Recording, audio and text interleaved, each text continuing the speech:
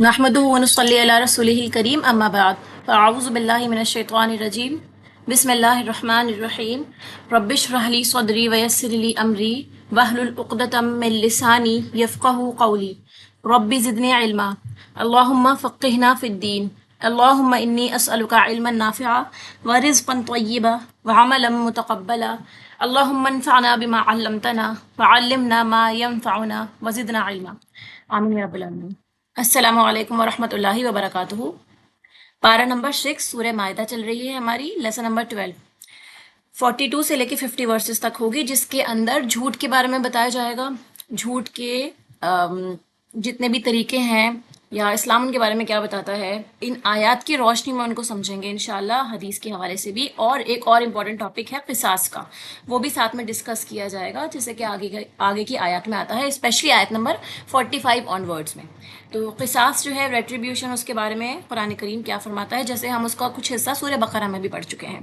ठीक है, अभी हम इनकी रूट वर्ड्स देखते हैं, एक बार समझते हैं इन आयत को अरबिक वाइज।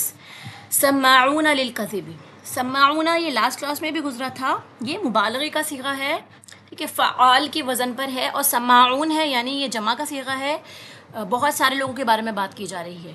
ठीक है, सम्माऊना बहुत ज़्यादा सुनने वाले हैं, जैसे हमने डिस्कस किया था कि एक जासूसी की तरफ इशारा है कि कान लगाकर बातों को सुनते हैं। किस चीज़ को सुनते हैं? झूठ को।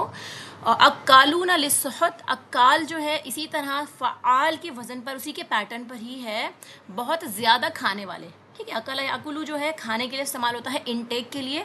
तो अक्काल जो है बहुत ज़्यादा खाना, किसी चीज़ की एक्सेस, उसकी तरफ इशारा कर रहा है। और वाउनून जमा की अलामत होती है, लास्ट में वाउनून आना।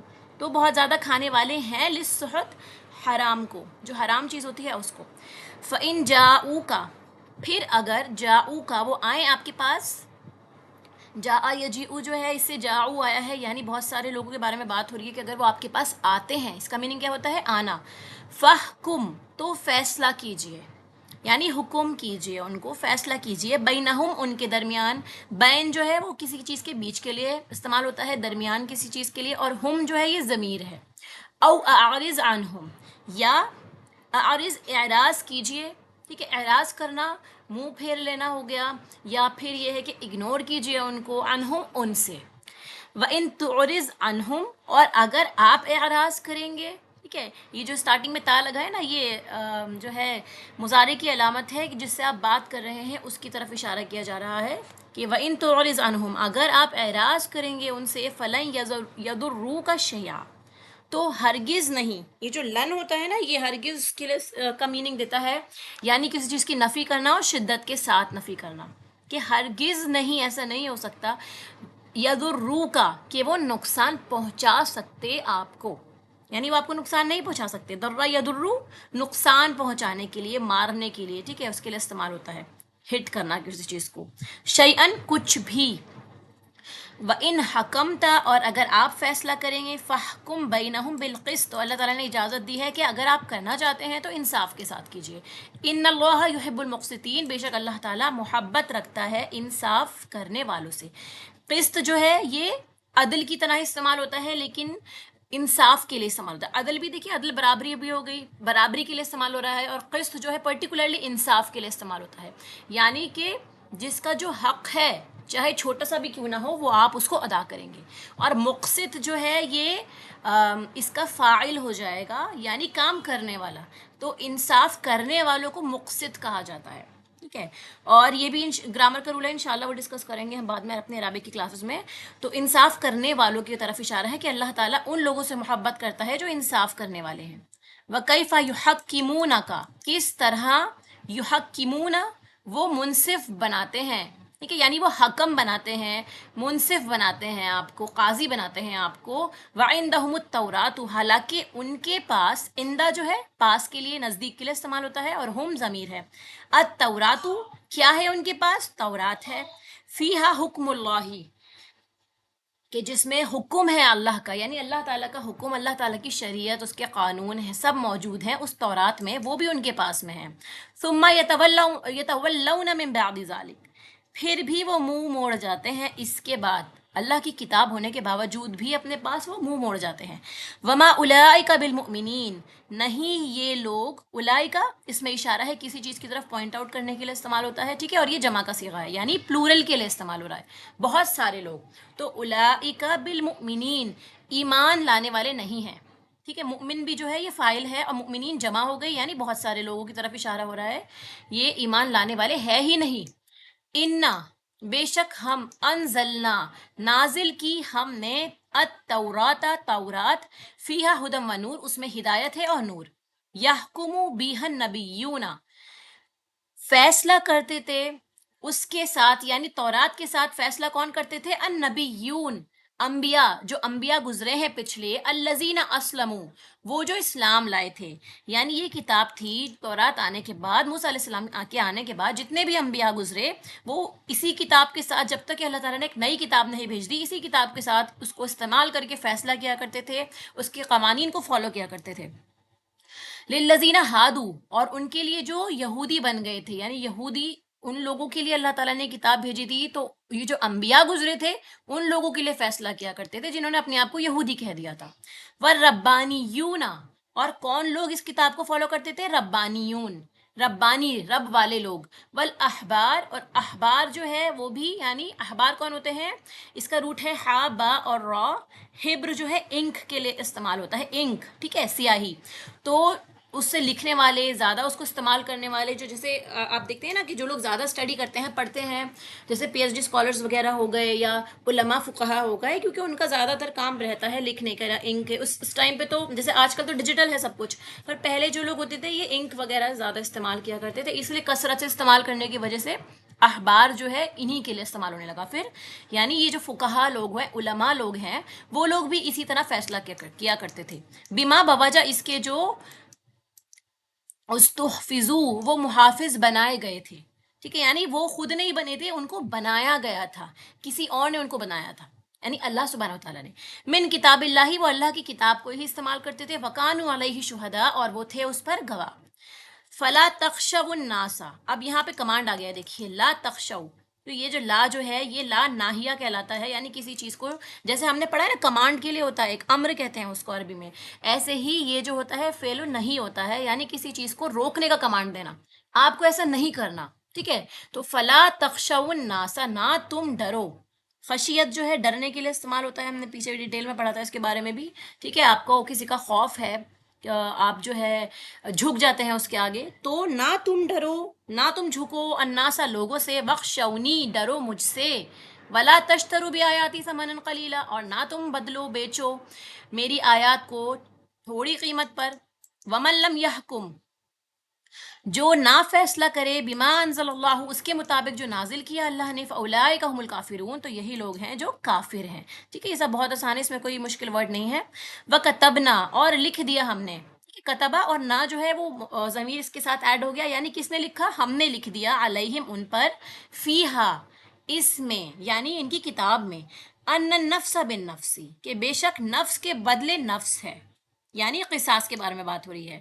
نفس یعنی جان، جان کے بدلے ہے جان کا کفارہ دینا ہوگا. والعین بالعین، آنکھ کے بدلے آنکھ. والانف بالانفی، ناک کے بدلے ناک. والاذن بالاذن، اذن جو ہوتا ہے وہ کان کے لیے استعمال ہوتا ہے، اذن اس کی جمع ہو گئی، کان بدلے کان کے. والسن بالسن، دانت بدلے دانت کے. والجروح قصاص، اور زخموں کا بھی بدلہ ہے.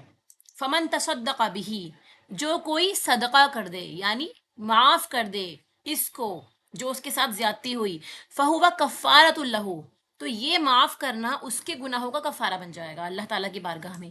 ومن لم یحکم بما، اور جو کوئی نہ فیصلہ کرے اس کے ساتھ، اس کے مطابق جو انزل اللہ، اللہ نے نازل کیا، فاولئک هم الظالمون، تو یہی لوگ جو ہیں وہ ظالم ہوں گے.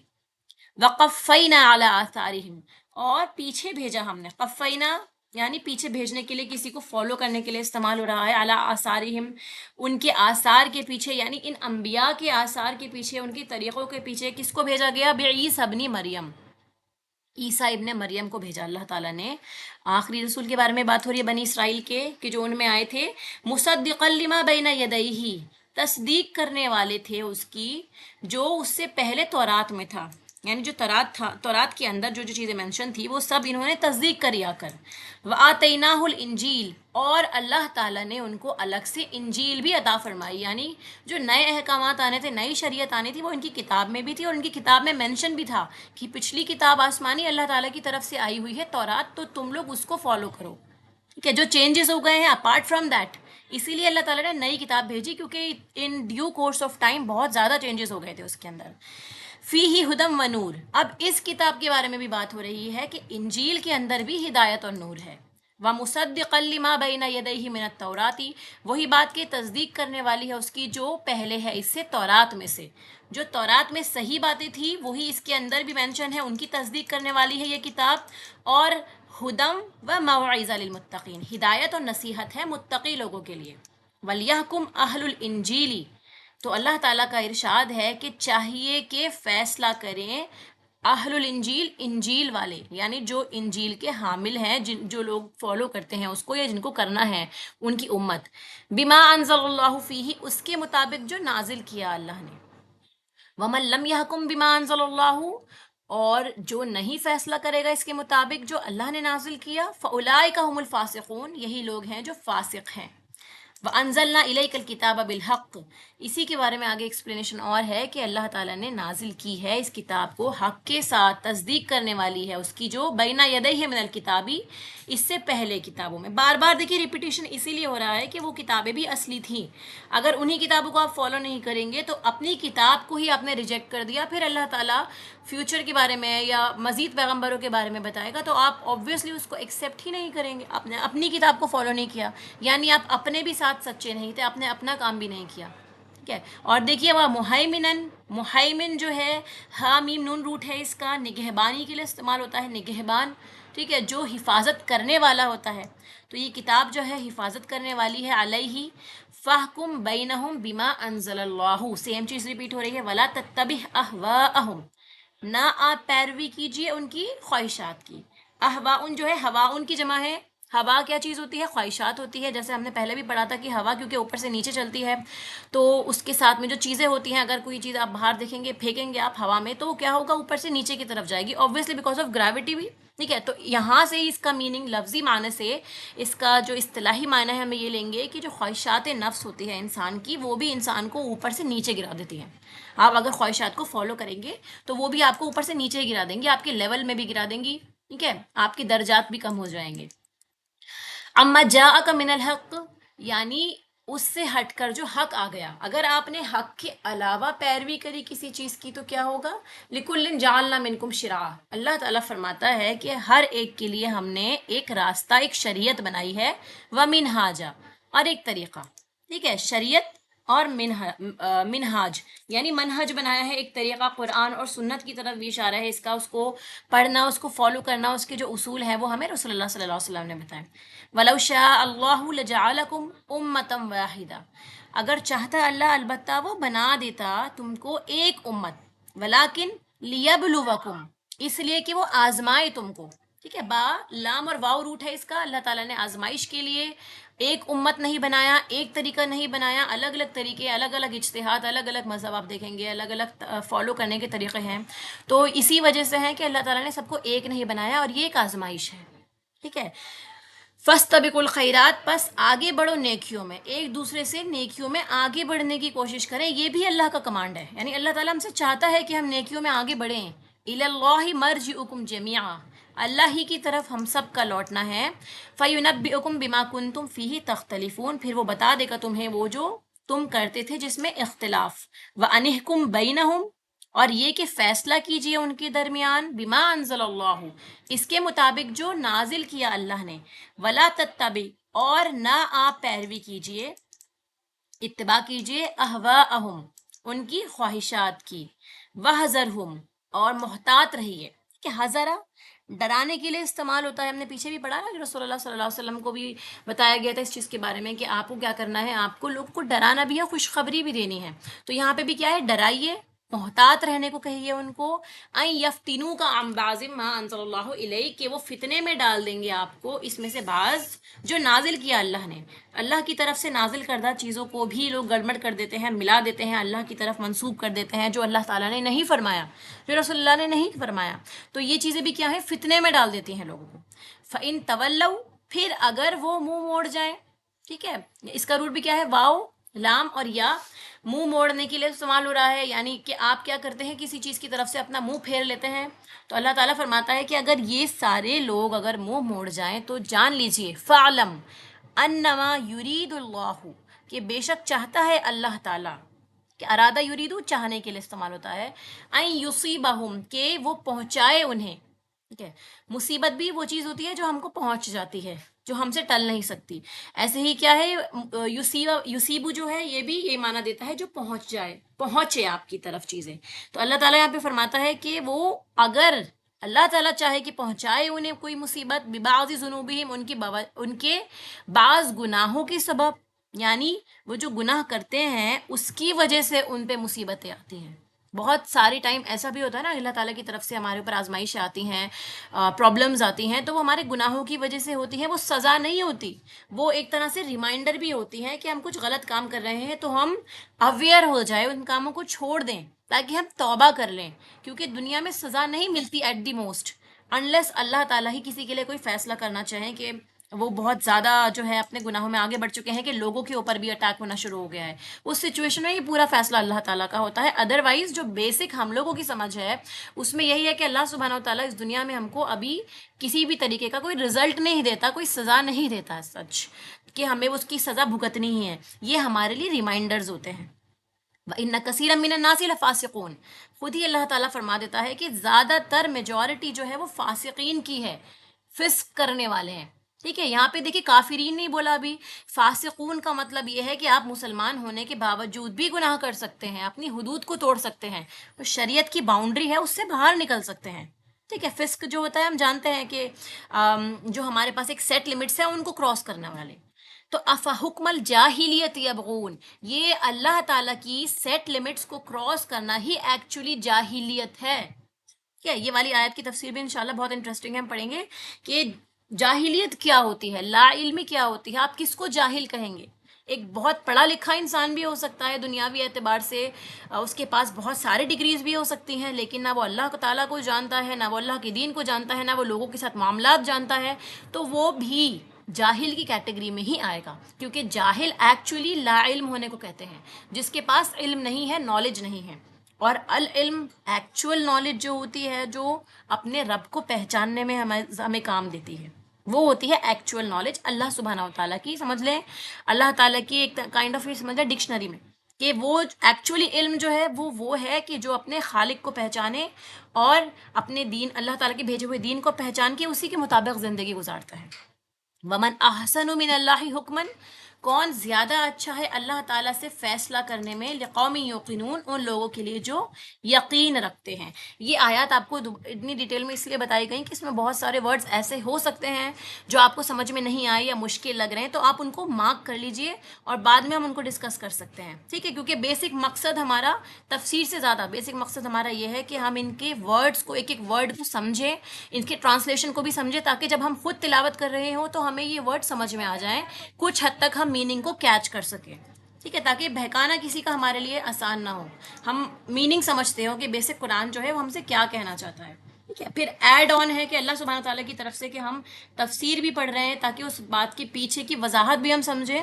تو یہ اللہ کا کرم ہے کہ اللہ تعالیٰ نے ہمیں اس لائق بنایا کہ ہم سمجھ سکتے ہیں. ٹھیک ہے، تو آج کی کلاس میں جتنا ہو پائے گا وہ کر کے انشاءاللہ پھر نیکسٹ کلاس میں ہم اسی کے آگے کنٹینیو کر سکتے ہیں، کیونکہ کافی ٹائم بھی ہو گیا نا. آیت نمبر 42 سے دیکھتے ہیں. سماعون للکذب، ایک حد تک ہم اس کو ٹرانسلیشن پڑھ چکے ہیں.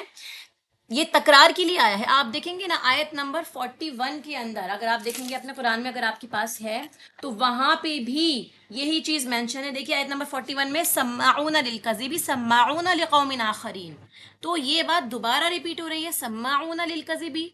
تو اس کا کیا مطلب ہے کہ یہ تکرار کے لیے آیا ہے، تاکیدی بات ہے، کسی چیز پہ زور دی جا رہی ہے کہ بہت زیادہ سننے والے ہیں جھوٹ کو، کہ یہی لوگ ہیں کہ جو قبول کرتے ہیں या समझ लीजिए दिलचस्पी लेते हैं, जासूसी करते हैं झूठी बातों की और उन्हीं को फैलाने का काम करते हैं।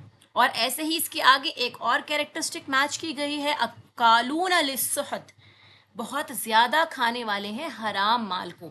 अब अक्काल जैसे मैंने आपको बताया मुबालगे का सीगा है, तो सुहत क्या चीज़ होती है? सुहत को समझिए कि सुहत जो है, अगर आप इसका लफ्ज़ी माना देखेंगे तो वो छिलका जिसे जड़ से उखेड़ लिया जाए, ठीक है, वो जो छिलका हो गई या कोई रूट ऐसी हो गई जिसे आप क्या करते हैं, ज़मीन से निकाल लेते हैं, उखेड़ लेते हैं उसको, जड़ से आपने निकाल दिया, ठीक है, तो ये इसका लफ्जी माना है। आप इसको इस्तिलाही मानों में रिलेट करिए कि हराम माल की तरफ इशारा है, यानी ख़ास रिश्वत की तरफ इशारा है।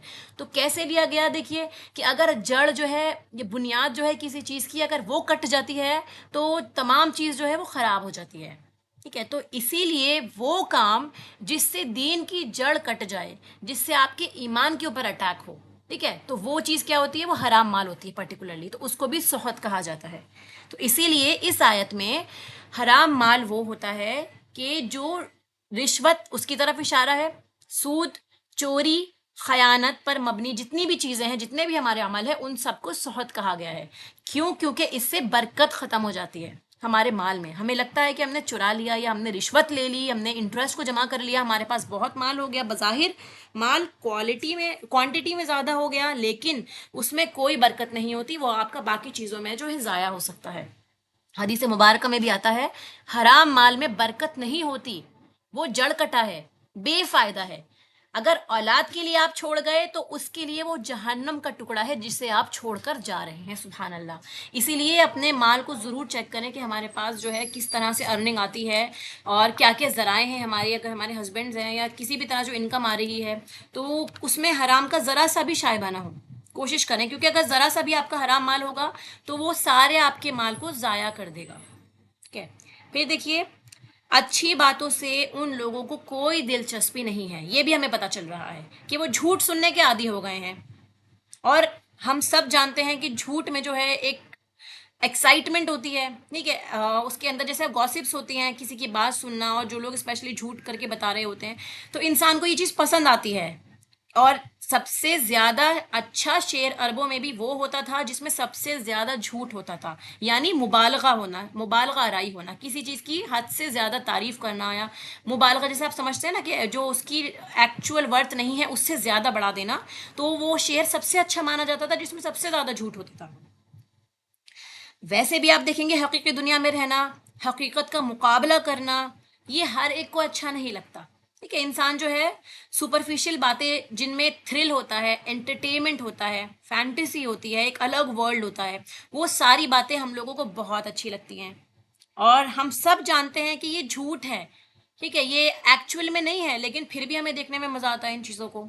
जैसे फॉर एग्जांपल, जैसे आप मूवीज़ देखते हैं, एक्शन मूवीज़ हो गई, साइंस फिक्शन मूवीज़ हो गई, या कोई ऐसे नॉवेल्स हो गए, ठीक है, तो ये सारी चीज़ें कितनी पॉपुलर है हम सब जानते हैं। झूठे किस्से, कहानियाँ, नॉवेल्स वगैरह जो लोग पढ़ते हैं, स्टोरीज़ बनाते हैं, इन सब में इंसान को बहुत इंटरेस्ट आता है, क्योंकि हम लोग हकीकत को फेस ही नहीं करना चाहते, हम उसको बोरिंग समझते हैं। हम खुद अंदाज़ा लगाएं, हमारे दिन के जो मामूलात होते हैं, या हम पर वीक भी देख लें, हम कितना ज़्यादा इंटरेस्टेड होते हैं सीरियल्स में या ऐसी मूवीज़ देखने में या बुक्स पढ़ने में, इस तरह की ऐसी गॉसिपिंग में जिसमें झूठी बातें, गीबतें हो। और कितना हमारा मुवाजना रहता है कि हम अच्छी किताबें और अच्छी चीज़ें, अच्छा लिटरेचर पढ़ें, कुरान पढ़ें, कितना ज़्यादा, क्योंकि वो बोरिंग हो जाता है एट टाइम्स, ठीक है। तो हम लोग जो हैं वो एंटरटेनमेंट की तरफ ज़्यादा जाते हैं, हाँ, चाहे उसमें कितना ही झूठ हो, चाहे आप कितने भी कोई आपसे सीरियल्स देखे, कॉमेडी सीरियल्स वगैरह जिसमें झूठ बोल के हंसाया जाता है लोगों को, ये सारी चीज़ें इस्लाम के अंदर जो है पसंदीदा नहीं है, ठीक है।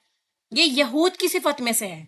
नबी पाक सल्लल्लाहु अलैहि वसल्लम की कोई भी अच्छी बात उनको अच्छी ही नहीं लगती थी।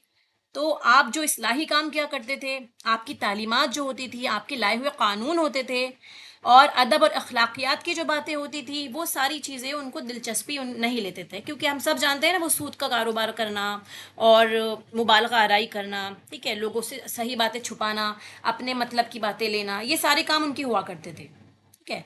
तो वो क्या करते थे, वो झूठी बातें जो थी आपसे घड़ लिया करते थे और वो ही लोगों को बता लिया करते थे। अब हम इसको अपने आप से रिलेट कर सकते हैं कि جو باتیں ہمیں سیریس لگتی ہیں، جیسے آپ دیکھیں قرآن کی کلاسز ہو گئی یا ایسی گیدرنگز ہو گئیں یا کوئی بھی آپ کے سامنے کوئی سیریس بات کر رہا ہو، تو ہم اس کو چھوڑ کر جھوٹے قصے کہانیوں میں پڑ جاتے ہیں. ٹھیک ہے، اسی طرح سے دیکھیے مسجد میں کتنے لوگ آپ کو نظر آئیں گے اور مزاروں پر کتنے لوگ نظر آئیں گے آپ کو. تو شارٹ کٹ ہو گیا ایک. ٹھیک ہے، اس پر اعتماد کرنا، حالانکہ مسجد اللہ تعالیٰ کا گھر ہے. آپ نماز پڑھیے، آپ دعا پر اعتبار رکھیے، آپ کو اس پر اعتماد نہیں ہے اور آپ چاہتے ہیں کہ آپ کو دوسرے لوگ جو ہے شارٹ کٹ میں وہ آپ کا کام کر دیں. وہاں پہ آپ دیکھیے بھیڑ کی بھیڑیں ہوں گی، لیکن نمازوں کا ہوش نہیں ہوگا لوگوں کو. آپ جامع مسجد پہ ہی دیکھ لیں کہ کتنے لوگ جمع ہوتے ہیں وہاں پر، لیکن کیا کام ہو رہا ہوتا ہے جبکہ وہ اللہ تعالیٰ کا گھر ہے. مسجد اللہ کا گھر ہوتی ہے، وہاں کیا کچھ ہو سکتا ہے. وہاں پہ کوئی ایسی گیدرنگز ہو سکتی ہیں جس میں لوگوں کو معلومات ملے، نالج ملے، لیکن وہاں کیسے کیسے کام ہو رہے تھے. تو سبحان اللہ، یہی انسان کی نفسیات ہے کہ شیطان ایسی چیزوں کو اٹریکٹیو بنا کر پیش کرتا ہے جو ایکچولی ہمیں اسی دنیا میں لگا کے رکھتی ہیں یا ہمیں زیادہ ہی کچھ اچھی لگتی ہیں ایسی چیزیں، حالانکہ دین جو ہے اس سے ہمارا دھیرے دھیرے دھیرے دھیرے دین ڈیمیج ہونے لگتا ہے. ٹھیک ہے، تو یہ ساری چیزیں جھوٹی چیزیں، جھوٹی باتیں، ان سے ہمیں حد درجے بچنے کی کوشش کرنی چاہیے، کیونکہ مسلمان جھوٹا نہیں ہو سکتا، نہ وہ جھوٹی باتیں سننے میں انٹرسٹڈ ہوتا ہے. پھر دوسری صفت بتائی ہے اکالون للسحت. ٹھیک ہے، سحت جیسے میں نے بتایا دین کو کاٹ دینے والا کام، نیست و نابود کر دینے والا. تو آپ صلی اللہ علیہ وسلم نے سحت کے متعلق بتایا کہ وہ رشوت جو فیصلے تبدیل کروا دیتی ہے. ٹھیک ہے، یعنی ایک فیصلہ ہو گیا تھا، سیٹ ہو گیا تھا کہ یہی فیصلہ لینا ہے، پھر کوئی رشوت دے کے اس قانون کو یا اس فیصلے کو اپنے لیے بدل لے، تو وہ چیز کیا ہوتی ہے؟ وہ رشوت کہلاتی ہے. اب یہ بھی منافقین کی صفت میں سے آ جاتا ہے. ٹھیک ہے، رشوت اپنے حق میں فیصلہ کروانے کے لیے حاکم کو جو مال پیش کیا جاتا ہے، جو برائبری دی جاتی ہے، اس کو کہا جاتا ہے. اور یہ کام جو ہے یہ لوگ بھی بہت اچھے سے کیا کرتے تھے، کیونکہ فتویٰ دینے کا کام ان لوگوں کا ہوا کرتا تھا، یہودی علماء کیا. تو وہ لوگ کیا کرتے تھے؟ رشوت لے کر حق کو باطل اور باطل کو حق بنا دیا کرتے تھے. ٹھیک ہے، بہت زیادہ رشوت لیتے تھے لوگوں کی پسند کے متعلق، ان کو راضی کرنے کے لیے ان کے حق میں فیصلہ دے دینا، چاہے وہ غلط بات ہی کیوں نہ ہو. ٹھیک ہے، ان سے فائدہ اٹھانا. تو بس ہم لوگوں کو یہ سمجھنا ہے کہ اگر چاہے ہمیں کوئی رشوت نہیں دے رہا، لیکن ہم پھر بھی کیا بائزڈ ہوتے ہیں اپنے لوگوں کے لیے، کہ ہمارا ایک سافٹ کارنر ہوتا ہے اور دوسروں کے لیے ہم ہارش ٹریٹمنٹ رکھتے ہیں. ٹھیک ہے، ہم کہیں ایسا تو نہیں کر رہے.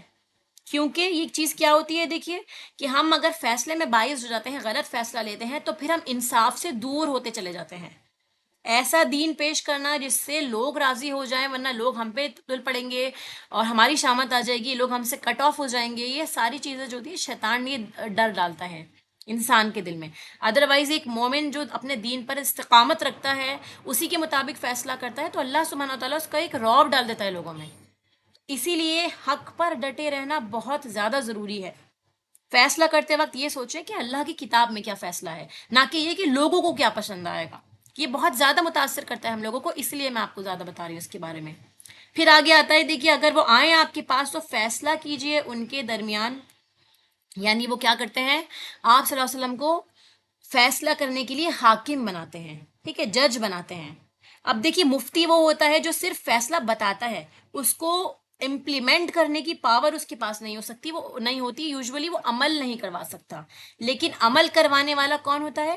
حاکم، جو فیصلہ کر بھی سکتا ہے اور اس کے ساتھ ساتھ امپلیمنٹ بھی کروا سکتا ہے.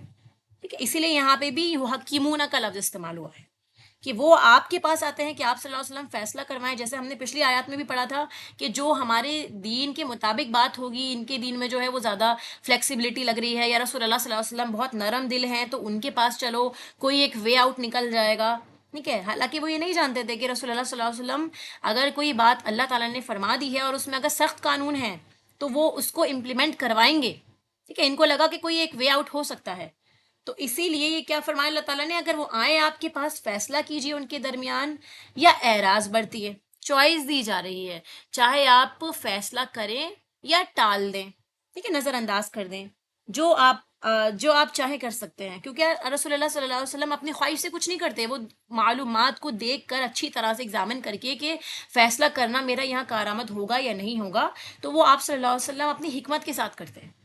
ٹھیک ہے، اللہ تعالیٰ فرماتا ہے آگے کہ اگر آپ ان سے اعراض برتیں گے تو ہرگز نہ نقصان دے سکیں گے وہ آپ کو کچھ بھی. یعنی اگر آپ نے فیصلہ نہیں کیا ان کے بارے میں، آپ صلی اللہ علیہ وسلم نہیں دیتے، تو یہ لوگ آپ کے اوپر چڑھائی نہیں کر سکتے، یہ لوگ آپ کو نقصان نہیں دے سکتے کہ آپ نے کیوں فیصلہ نہیں کیا یا ہمارے حق میں فیصلہ کیوں نہیں کیا. اگر آپ فیصلہ کریں تو فیصلہ کریں انصاف کے ساتھ. اللہ تعالیٰ ایک طرح سے ہم لوگوں کو بھی یہاں پہ ہمت اور حوصلہ دیتا ہے کہ آپ کو انصاف کے ساتھ ہی فیصلہ کرنا ہے. اگر وہ لوگ نقصان پہنچانا چاہیں گے تو بھی نہیں پہنچا سکتے، نہیں پہنچا سکتے. اگر آپ انصاف سے معاملہ کریں گے، آپ کو انصاف ہی کرنا ہے، کوئی آپ کو نقصان نہیں پہنچا سکتا. ٹھیک ہے. اور انصاف کیا چیز ہوتی ہے یہاں پہ؟ قسط میں نے بتایا آپ کو، ہر صاحب حق کو اس کا حق دینا، نہ کسی کی محبت اور نہ کسی کا بغض انسان کو صحیح فیصلہ کرنے سے روکے. پھر آخر حصہ اللہ سبحانہ تعالیٰ فرماتا ہے کہ یقیناً اللہ تعالیٰ انصاف کرنے والوں سے محبت رکھتا ہے. ٹھیک ہے. تو انصاف کرنے والے قیامت کے دن نور کے ممبروں پر ہوں گے. اور ایسے ہی وہ حدیث مبارکہ میں بھی ہے نا کہ جو 7 لوگ عرش الہی کے سائے تلے ہوں گے قیامت کے دن، جس دن کوئی سایہ نہیں ہوگا. اس میں سب سے پہلے جس کا نام مینشن ہے وہ ہے حاکم عادل، یعنی ایسا بادشاہ، ایسا حاکم جو لوگوں میں انصاف کرتا ہے. وَكَيْفَ يُحَكِّمُونَكَ وَعِندَهُمُ التَّوْرَاتُ. آگے آتا ہے اس آیت میں، وہ کس طرح آپ کو منصف بنائیں گے اور ان کے پاس تو تورات موجود ہے. ان کے یہاں احکام سخت تھے جیسے میں نے بتایا، تو آپ صلی اللہ علیہ وسلم کے پاس سہولت کے لیے آ جاتے تھے کہ شاید ہماری مرضی کے مطابق فیصلہ ہو جائے. تو یہاں پہ جو کیفا کا لفظ آیا ہے یہ تعجب کے لیے آیا ہے. حیرت کی بات ہے کہ آپ کو نبی بھی نہیں مانتے، اور جب کوئی آپس میں جھگڑا ہوتا ہے تو آپ کے پاس فیصلہ کروانے کے لیے آ جاتے ہیں. لہٰذا ان کو آنے کی ضرورت کیا ہے؟ ان کے پاس تو تورات ہی موجود ہے جس میں اللہ کا حکم ہے کہ اللہ کا حکم اس میں موجود ہے. پھر اس کے بعد فیصلہ کروا لیتے ہیں، اور اگر فیصلہ ان کی مرضی کے مطابق نہ ہو تو منہ موڑ لیتے ہیں. ٹھیک ہے. فیصلہ کروا کے پھر منہ بھی پھیر لیا. تو اللہ تعالیٰ فرماتا ہے کہ یہ لوگ مومن نہیں ہیں. سبحان اللہ. یعنی آپ یہ دیکھیے، اگر آپ اللہ تعالیٰ کے اور اللہ کے رسول کے فیصلوں سے ہٹ کر کوئی اور فیصلہ لے رہے ہیں دنیا کے دباؤ میں، دنیا کے ڈر سے، تو یہ ہے کہ آپ ایمان والے ہی نہیں ہیں. اس آیت کا اگلا حصہ کیا ہے؟ نہیں ہے یہ لوگ مومن. ایمان کی ہی نفی ہو گئی اگر آپ نے اللہ اور رسول کے اوپر دوسرے لوگوں کو رکھ دیا یا اپنی خواہشات کو رکھ دیا، آپ نے اور میں نے، کہ ہم سب اس میں شامل ہیں. سورہ آل عمران کی آیت دیکھیے، آیت نمبر 23. ترجمہ آپ کو بتاتی ہوں. کیا تم نے دیکھا نہیں ان لوگوں کی طرف جنہیں کتاب کا ایک حصہ دیا گیا؟ وہ بلائے جاتے ہیں اللہ کی کتاب کی طرف کہ وہ ان کے درمیان فیصلہ کرے، تو ان میں سے ایک گروہ منہ موڑ دیتا ہے، اور وہ ہیں ہی منہ موڑنے والے. وَهُمْ مُعْرِضُونَ. وہ ہیں ہی منہ موڑنے والے، یعنی ان کا کام ہی یہی ہے کہ وہ منہ موڑ جاتے ہیں، وہ بات نہیں مانتے. تو خلاصہ کیا ہے اس آیت کا؟ کہ ظالم کے ظلم سے بچنے کے لیے اگر کوئی مال دے تو پھر دینے والے پر الزام نہ آئے گا، لیکن عام حالات میں ناجائز فائدہ اٹھانے کے لیے کوئی بھی مال دینا ناجائز ہے. ٹھیک ہے. یعنی آپ علماء کو مال دے کر اپنے حق میں فیصلہ نہیں دے سکتے، یہ ناجائز ہے. ٹھیک ہے. اور پھر کیا ہے، لوگ فتویٰ لیتے ہیں اس تلاش میں کہ جو ان کی مرضی کا فتویٰ ہو وہ اس کو لیتے ہیں، چاہے ان کو اس کے لیے اپنے دوسرے مذہب میں جانا پڑے، ٹھیک ہے، دوسرے اسکالرس کے پاس جانا پڑے. ویسے وہ ان کو فالو نہیں کریں گے، نہ ان کے فالو کرنے والوں کو پسند کریں گے، لیکن اپنی مرضی کا فتویٰ ہو تو کہیں بھی چلے جائیں گے. صرف اپنا کام نکلنا ان کا مقصد رہتا ہے. آیت نمبر 44. انا انزلنا التوراۃ. بے شک ہم نے نازل کی تورات. اس میں کیا ہے؟ وفیہا ہدم و نور. اس میں ہدایت اور نور ہے. فیصلہ کرتے تھے اس کے ساتھ بہت سے نبی. ٹھیک ہے. جو موسیٰ علیہ السلام کے بعد انبیاء آئے وہ اسی سے فیصلہ کیا کرتے تھے. اور وہ جو مسلمان ہوئے، یعنی اللہ کے حکم کے فرما بردار، اگر ہم اللہ کے قانون کو، اللہ کی کتاب کو مانتے ہیں تو ہی ہم مسلمان ہیں، ورنہ ہم صرف نام کے مسلمان ہیں. ٹھیک ہے. پھر اسی لیے کس کا فیصلہ کرتے تھے وہ لوگ؟ ان لوگوں کے لیے جو یہودی ہوئے. ٹھیک ہے. اور ساتھ میں ربانیون، ان کا بھی ذکر ہے کہ انبیاء کے بعد رب والے، جیسے کہتے ہیں نا اللہ والے، وہ لوگ جن کو دیکھ کے اللہ تعالیٰ یاد آ جائے. تو اللہ تعالیٰ سے خصوصی تعلق رکھنے والے علماء اور احبار. احبار جو ہے میں نے بتایا آپ کو حبر سے بنا ہے، تو یہ جو ہے اس کا ایک معنی یہ بھی دیا جاتا ہے تحسین. تحسین یعنی کسی چیز کو خوبصورت بنانا. ٹھیک ہے. تو مراد ہے ایک ماہر عالم، ایک اسپیشلائزڈ اسکل رکھنے والا کہ جو کسی چیز کو اتنی خوبصورتی سے کرتا ہے کہ اسے بہت خوبصورت بنا دیتا ہے. اس کا ایک یہ معنی بھی ہے. ٹھیک ہے. کیونکہ ہم جانتے ہیں علماء جو ہے وہ انبیاء کے وارث ہیں، اسی لیے ان کی طرف اشارہ ہے. اس کے علاوہ باوجہ اس کے جو نگران ٹھہرائے گئے تھے، وہ شاہد شہداء بنائے گئے تھے، اس کے جن کو حفاظت کا کام دیا تھا اللہ تعالیٰ نے، وہ اس کے گواہ بھی بنائے گئے تھے اللہ کی کتاب میں سے. لیکن انہوں نے کیا کیا؟ ان لوگوں نے ابتدا میں تو انہوں نے اپنا فرض پوری طرح اچھی طرح ادا کیا، لیکن بعد میں ایسے لوگوں پر بھی دنیا غالب آ گئی جس کے نتیجے میں انہوں نے اس امانت میں بھی خیانت کر دی. ٹھیک ہے، ان کو اللہ تعالیٰ نے اس کتاب کا محافظ بنایا تھا، لیکن ان لوگوں نے، ان علماء یہود نے کیا کیا؟ دنیا حاوی آنے کے چکر میں کیا کیا ان لوگوں نے کہ اپنے دین کو ہی بیچ دیا، امانت میں خیانت کرنے لگے، حالانکہ وہ اس پر شہداء تھے. ٹھیک ہے، وہ گواہ تھے، اس کے مطابق ہی وہ لوگوں کو ان کو تعلیم دینی تھی. تو کچھ لوگ ہی ایسے رہے جو واقعی ربانی تھے، ان کے علاوہ باقی کے علماء کا کیا ہوا کہ انہوں نے اپنے دین کو بیچ دیا. ٹھیک ہے، اور یہاں پہ دیکھیے قانون علیہ شہداء کا مطلب ہے کہ حق کی گواہی دینا اپنے عمل اور قول کے ساتھ. کس طرح ہم گواہی دے سکتے ہیں کہ ہم مسلمان ہیں؟ اشہدو اللہ الہ الا اللہ و اشہدو ان محمد رسول اللہ. اللہ کو ہم الہ مانتے ہیں، رسول اللہ کو ہم رسول مانتے ہیں اللہ کا. تو ہم صرف زبانی گواہی دیں گے یا اپنے عمل سے بھی گواہی دیں گے؟ تو گواہی اپنے عمل سے بھی ہوتی ہے اور قول کے ساتھ بھی ہوتی ہے. اس کے علاوہ اس تعلیم کو آگے پہنچانا بھی بیان کرنا ہے. یعنی آپ نے عمل تو کیا، ٹھیک ہے، آپ کی سائلنٹ تبلیغ ہو گئی، اور ایک کیا ہے کہ آپ آگے بھی پہنچا رہے ہو اس کو. یہ بھی گواہی ہے کہ جو چیز میں فالو کرتی ہوں اس کے لیے میں کتنی سیریس ہوں کہ میں تمہیں بھی اس کو ریکمینڈ کروں گی، کیونکہ وہ واقعی سچا دین ہے. ٹھیک ہے، تو امت کو جس کام کے لیے اٹھایا گیا تھا وہ کام کر سکے، لوگوں کو اللہ کی طرف بلا سکے، تو وہی لوگ جو ہے جو اللہ کی طرف بلائیں گے وہ شہداء کہلائیں گے. یہ امت پر ذمہ داری ہے اللہ کی طرف سے. ٹھیک ہے، تو جو ربانی ہو ہی نہیں سکتا کہ وہ لوگوں کو رب کی طرف نہ بلائے. ہمیں صرف اللہ سے محبت ہے، اس کا ہم دعویٰ کرتے ہیں، لیکن ہمارے کام کوئی ایسے نہیں ہے کہ جس سے واقعی نظر آئے کہ ہم اللہ تعالیٰ سے محبت کرتے ہیں. ٹھیک ہے، تو اسی لیے کیا انالیسس کر سکتے ہیں ہم اپنے آپ سے ریلیٹ کیسے کریں گے آج کل کے ٹائم میں کہ جو مسلمان دین کا کام کرتے ہیں تو وہ یہ چاہتے ہیں کہ لوگ ان کے بن جائیں، لوگ ان کو چاہنے لگیں، کہ ان کی عزت کی جائے، ان کو ایک مقام دیا جائے، نام لیا جائے ان کا، اور لوگوں کے بیچ میں ان کا چرچا ہو کہ یہ دین والے ہیں، یا اتنے اچھے قرآن کی تفسیر کرتے ہیں، اتنی اچھی باتیں بتاتے ہیں، لوگوں کے لیے فائدے کا کام کرتے ہیں. ہمارے ذہن میں صرف یہی ہے کہ لوگ ہم کو بڑا سمجھیں. ٹھیک ہے، واللہ عالم بہت سارے لوگ ایسے بھی ہوں گے جو واقعی اللہ کے لیے کام کرتے ہوں گے، لیکن میجورٹی یہ ہے کہ ہم مسلمان ایز اے ہول امت جو ہر ایک فرد کو ایسے کام کرنا تھا، لیکن ہمارے ذہن میں دنیا غالب آ گئی ہے، اپنی شہرت غالب آ گئی ہے. تو دین سکھانے کے لیے بھی جس خالص نیت کی ضرورت ہوتی ہے، اس میں کیا کرتا ہے انسان؟ اس مقصد سے ہٹ کر اپنے آپ کو اوپر اٹھانا چاہتا ہے اور بندوں سے صلہ مانگتا ہے، جبکہ اسے صلہ تو اللہ تعالیٰ سے لینا ہے. کیوں؟ کیونکہ تمام انبیاء ہم جانتے ہیں کہ جب وہ آئے انہوں نے تبلیغ کری تو اس کے بعد انہوں نے کیا کہا کہ میں اپنا اجر تم سے نہیں مانگتا، میرا اجر تو اللہ تعالیٰ کی طرف ہے، اللہ تعالیٰ مجھ کو اجر دے گا اس کا.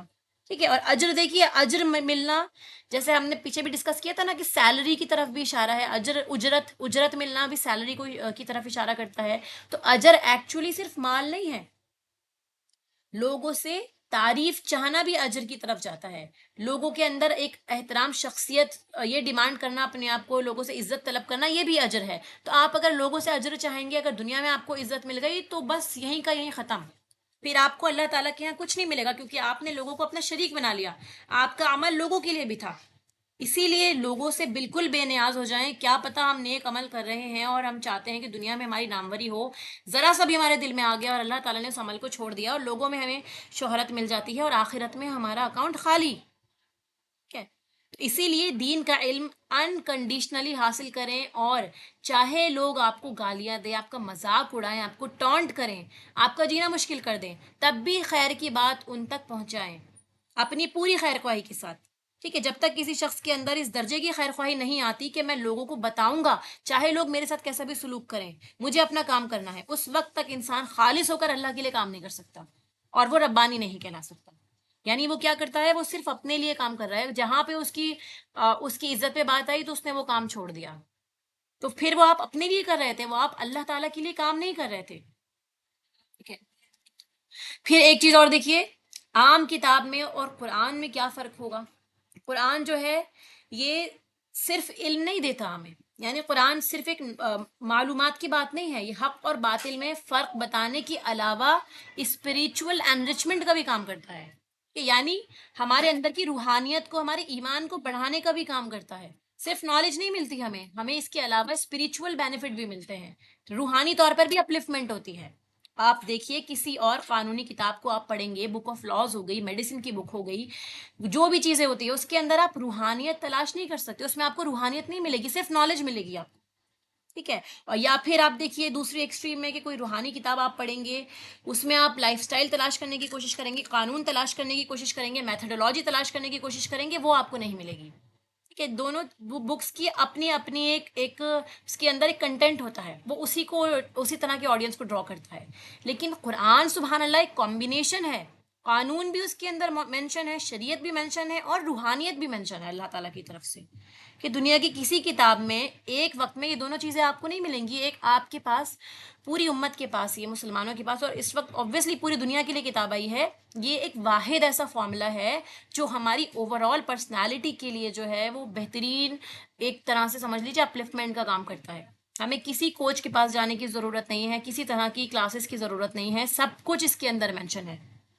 کیا روحانیت ہی انسان کو اللہ کی رضا پر چلنے کے لائق بناتی ہے، ورنہ ہدایت پر چلنا اتنا آسان نہیں ہے انسان کے لیے.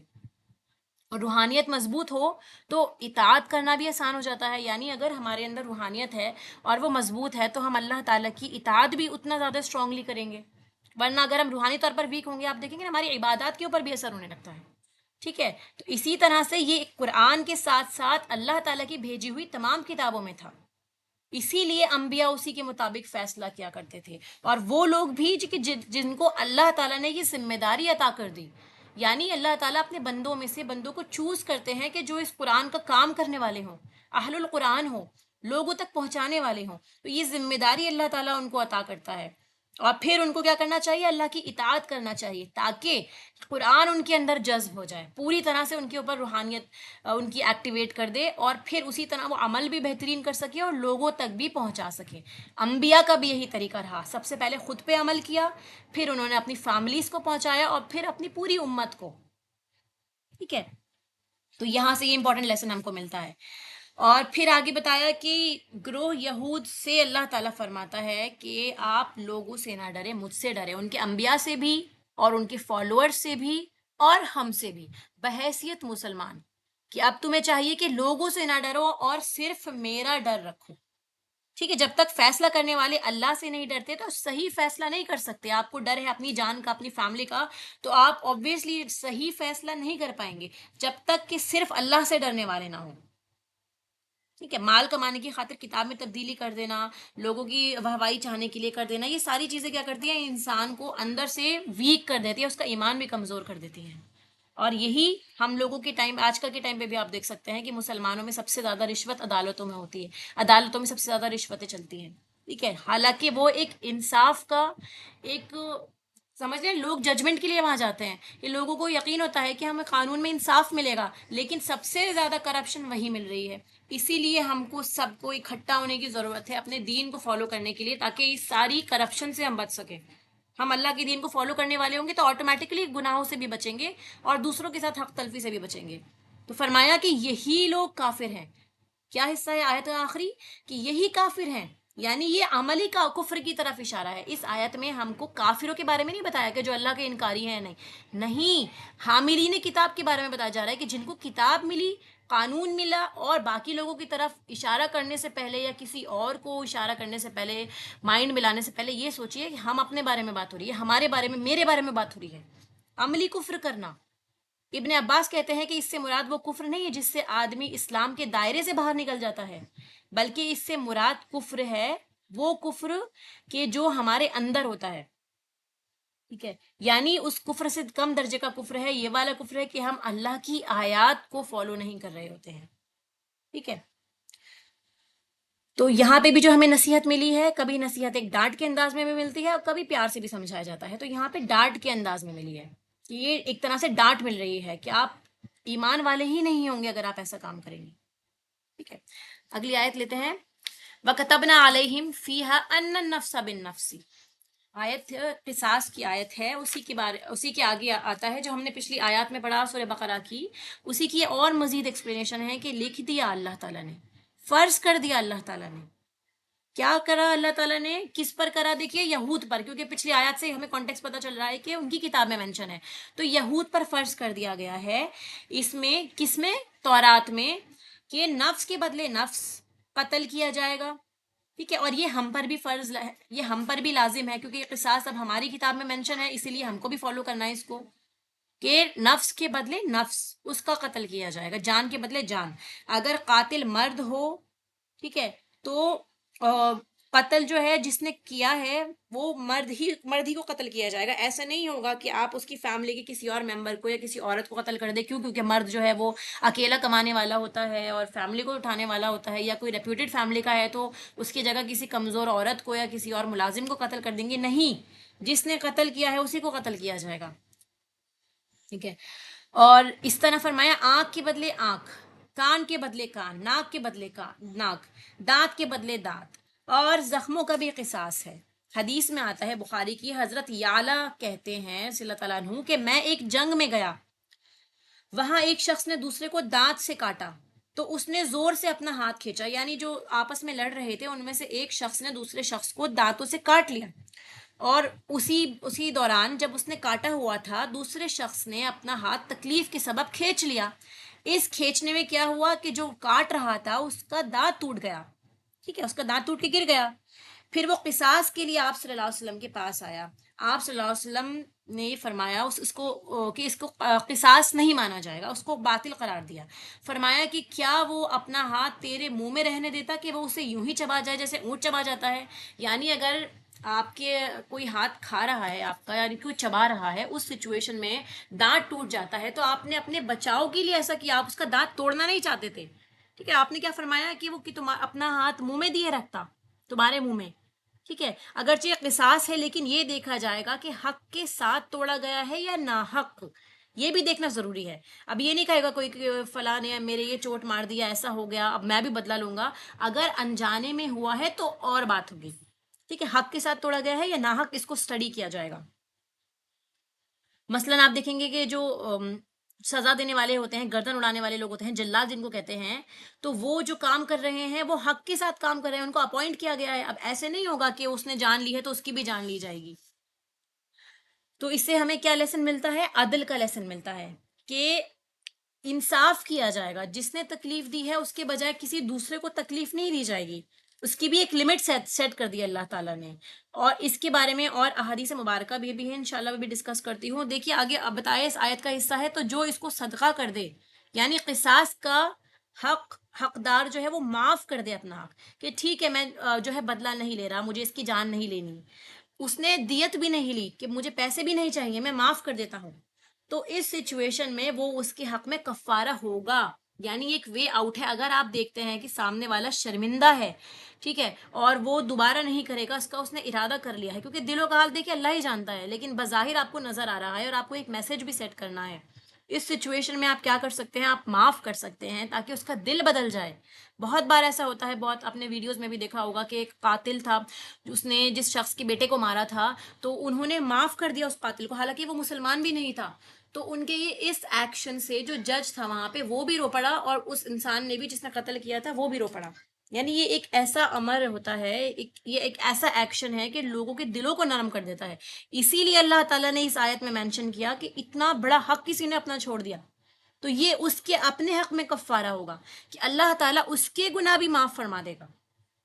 اگر آپ کسی کا قصور معاف کریں گے تو گویا آپ نے اس کی تکلیف میں کمی کری، تو اللہ تعالیٰ آپ کے گناہوں کو بھی معاف فرما دے گا، ٹھیک ہے۔ اسی لیے کوشش کریں زیادہ سے زیادہ کہ لوگوں کو معاف کریں۔ جہاں ایسی سچویشن لگتی ہے کہ سامنے والا ظالم ہی ہے اور وہ اور لوگوں کو نقصان پہنچا سکتا ہے، اس سچویشن میں پھر اس کو سزا دینا یہ بہتر رہتا ہے۔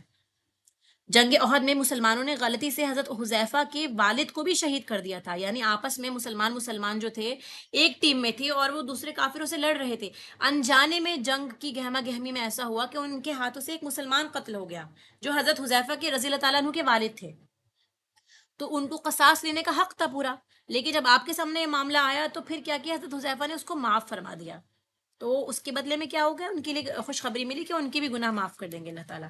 اب دیکھیے یہاں پہ کفارے کا لفظ آیا ہے تو تھوڑا سا کفارے کا معنی سمجھے کہ کفارہ کیا چیز ہوتی ہے، ٹھیک ہے، تو کفارہ کیا چیز ہوتی ہے؟ ڈھانکنے والی کوئی چیز، کسی چیز کو کور کرنے والی، جو ڈھانک دے کسی چیز کو، ٹھیک ہے، یعنی عیب کا چھپانا، کوئی دوسری چیز ہے اس کے بدلے میں آپ وہ لے لیں، جیسے روزے کا کفارہ بھی ہوتا ہے کہ روزہ نہیں رکھ سکتے تو اس کے بدلے آپ کیا کریں، اس کا کفارہ ادا کر دیں، تو یہ چیز ہوگی کفارے کے اندر آئے گی. اور قرآن میں یعنی شریعت میں آپ دیکھیں گے بہت ساری چیزوں کا کفارہ مینشن ہے کہ یہ کفارہ آپ کو ادا کرنا ہوگا. ٹھیک ہے، جیسے یہاں پر بھی ہے کہ یہ آپ کے گناہوں کا کفارہ بن گیا اگر آپ اس کو معاف کر دیتے ہیں. اور جو فیصلہ نہ کرے گا اس کے ساتھ جو اللہ نے نازل کیا ہے، یعنی اللہ کی قانون، اللہ کی کتاب میں جو قانون ہے اس کے مطابق فیصلہ نہیں کرے گا، تو فرمایا یہی لوگ دراصل ظالم شمار ہوں گے، کیونکہ انہوں نے اللہ کے حکم کو نہیں مانا، اللہ کے حق میں کمی کری. تو نتیجہ کیا ہوگا؟ خود ان کے اوپر آ پڑے گی وہ چیز، اور وہ خود ظالم شمار کیے جائیں گے. اس آیت کا پس منظر میں آپ کو بتاتی ہوں، اس کے پیچھے بہت ساری حدیث مبارکہ ہیں. حضرت انس رضی اللہ تعالیٰ عنہ فرماتے ہیں کہ ایک یہودی نے مسلمان لڑکی کا جو زیور وہ پہنے ہوئی تھی اس کا زیور چھیننے کے لیے اس کا سر کچل دیا. پھر اس لڑکی سے پوچھا گیا کہ کس نے اس کا سر کچلا ہے، تو اس نے مرنے سے پہلے نام بتا دیا کہ فلاں یہودی نے کیا تھا. پھر قاتل کو پہچان لیا گیا، اس کے سامنے لایا گیا. تو یہودی کو نبی پاک صلی اللہ علیہ وسلم کے سامنے جب پیش کیا گیا تو اس نے بھی اقرار کر لیا کہ ہاں میں نے ہی ایسا کیا تھا. تو اس کو بھی یہی سزا ملی، یعنی اس کا بھی سر کچلا گیا، کیونکہ تورات میں بھی یہی مینشن تھا کہ قصاص لیا جائے گا. تورات میں قصاص کا قانون مینشن ہے. اس وقت میں تورات میں دیت کا قانون مینشن نہیں تھا، یہ اللہ تعالیٰ نے دیت کا قانون مسلمانوں کو بعد میں ادا کیا ہے. ٹھیک ہے، اور دیت کیا چیز ہوتی ہے کہ اگر آپ کسی کی جان لے لیتے ہیں، ٹھیک ہے، قتل کرتے ہیں آپ، اس سچویشن میں اگر آپ سامنے والے کو قتل نہیں کرنا چاہتے تو جو قاتل ہے وہ مقتول کے وارثوں کو 100 اونٹ دے گا. ٹھیک ہے، 100 اونٹ جو ہے وہ ایک جان کا معاوضہ سیٹ ہوتی ہے. ایسے ہی حضرت ابو ہریرہ رضی اللہ تعالیٰ عنہ سے بھی ایک حدیث مروی ہے، آپ صلی اللہ علیہ وسلم کے زمانے میں ایک شخص قتل ہو گیا تو آپ نے قاتل کو مقتول کے وارثوں کے حوالے کر دیا. یعنی اب فیصلہ کرنا تھا تو آپ نے قاتل کو پکڑا اور مقتول کے وارثوں کے حوالے کر دیا. قاتل کہنے لگا کہ یا رسول اللہ صلی اللہ علیہ وسلم، اللہ کی قسم میرا قتل کا ارادہ نہیں تھا. یعنی وہ قتل نہیں کرنا چاہتا تھا، اس سے انجانے میں ہو گیا، جیسے ہم پڑھ چکے نا قتل خطا، اس سے انجانے میں ہو گیا. لیکن لوگوں نے اس کو قتل کرتے ہوئے دیکھا تو لوگوں کو نہیں معلوم کہ انجانے میں ہوا ہے جان بوجھ کے ہوا، تو وہ اریسٹ ہو گیا. پھر آپ کے سامنے آیا تو آپ نے وارثوں کے حوالے کر دیا. لیکن جب معاملہ آپ کے سامنے اس طرح سے ظاہر ہوا کہ اس کا ارادہ نہیں تھا تو آپ صلی اللہ علیہ وسلم نے مقتول کے وارث سے فرمایا کہ اگر قاتل سچا ہے اور تو نے اسے قتل کر دیا یعنی قصاص کے بدلے میں، اور وہ سچا تھا کہ اس نے بتا دیا کہ میں نے جان بوجھ کے نہیں کیا، اللہ تعالیٰ کے قانون کے مطابق، اللہ تعالیٰ تو دلوں کا حال جانتا ہے، اگر اللہ تعالیٰ کے یہاں یہ واقعی ثابت ہو گیا قیامت کے دن کہ یہ بے قصور تھا، یعنی اس نے جان بوجھ کے قتل نہیں کیا اور تو نے اس کو قتل کر دیا، تو کیا ہوگا؟ تو دوزخ میں تو ڈالا جائے گا، یعنی پھر تو ظالم شمار کیا جائے گا. وہ شخص خود ظالم ہو جائے گا کیونکہ اس نے کہا کہ میں نے جان بوجھ کے نہیں کیا. obviously کوئی یہ ہو سکتا ہے اپنی جان بچانے کے لیے بھی ایسا کہہ رہا ہو، ایٹ دی اینڈ معاملہ اللہ تعالیٰ کے یہاں پر ہے، یعنی وہ کرنے والا جو مقتول کا وارث ہے وہ قتل کر سکتا ہے، لیکن اگر انجانے میں اس سے ہوا تھا پھر اللہ تعالیٰ کے یہاں پہنچ کے معاملہ سامنے آتا ہے تو پھر وہ انسان ظالم شمار ہوگا کیونکہ اس نے اپنے بدلے کی آگ میں ایسا کیا کہ اسے قتل کرنا تھا. ٹھیک ہے، تو آپ نے یہ سامنے رکھ دیا کہ پھر تم دوزخ میں ڈالے جاؤ گے، اور یہ ہمارے لیے قیامت تک کے لیے قانون سیٹ ہو گیا کہ اگر کسی نے یہ بات بولی ہے کہ ہم نے انجانے میں کیا ہے اور پھر بھی ہم اس کو قتل کر دیتے ہیں تو پھر ہم خود ظالم بن جائیں گے. تو اس سے ڈرتے ہوئے صحابہ تو تھے، وہ تو اللہ سے بہت ڈرنے والے تھے، ٹھیک ہے، ان کے دل میں تو واقعی سچا ایمان تھا، تو انہوں نے کیا کیا، اس فیصلے کو واپس لے لیا اور اس کو چھوڑ دیا، یعنی پھر قاتل کو قتل نہیں کیا گیا. ٹھیک ہے، کیونکہ اگر قتل خطا ہوتا ہے تو پھر نفس بن نفس نہیں ہوگا وہاں پہ. اور یہ بھی ہم جانتے ہیں کوئی صدقہ کر دے جیسے یہاں پہ ہوا کہ انہوں نے معاف کر دیا تو پھر وہ خود ان کے گناہوں کا کفارہ بن جائے گا. تو یہ ڈیل ان کے لیے اچھی ثابت ہوئی اور انہوں نے اپنی سمجھداری کا اظہار کیا وہاں. پھر اور دیکھیے، بنو نذیر، بنو قریظہ، بنو قینقاع، یہ 3 یہودی قبائل تھے جو مدینہ میں رہنے والے تھے. بنو نذیر طاقتور تھے اور بنو قریظہ جو تھے وہ کمزور تھے مالی اعتبار سے. اسی وجہ سے ان میں ایک رسم نکلی کہ اگر بنو قریظہ کے ہاتھوں بنو نذیر کا کوئی آدمی قتل ہو گیا، یعنی جو اسٹرانگ قبیلے والا ہے، ٹھیک ہے، اس کے ہاتھوں سے کوئی ویک قبیلے والا قتل ہو گیا تو کیا ہوگا، پھر وہ دگنی دیت لیں گے. ٹھیک ہے، اب بنو نذیر کا آدمی اگر بنو قریظہ سے قتل ہو گیا تو ان کی دگنی دیت کا مطالبہ کیا جاتا تھا. ٹھیک ہے، تو انہوں نے جواب میں جب ان کا وقت آیا تو اس وقت میں کیا کیا، وہ دگنی دیت انہوں نے لی.